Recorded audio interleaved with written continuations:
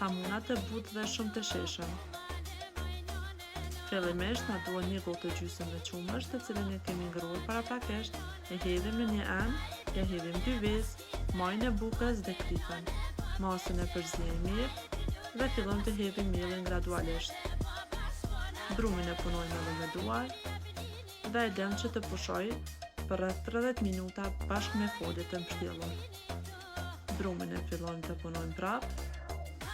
E bëjmë në këtë formë, e ndajmë në copa të vogla dhe e formojmë si kulesh të vegjël. Kuleçet i shtrim si peta dhe fillojmë të bëjmë bushin sipas dëshirës.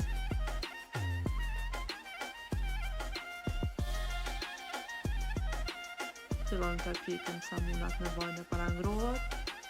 Samunat e pjekur gjithashtu i vendosim në fasoleta për t'ia larguar vajin e krypët. Ju bëft mirë nëse i përgatisni.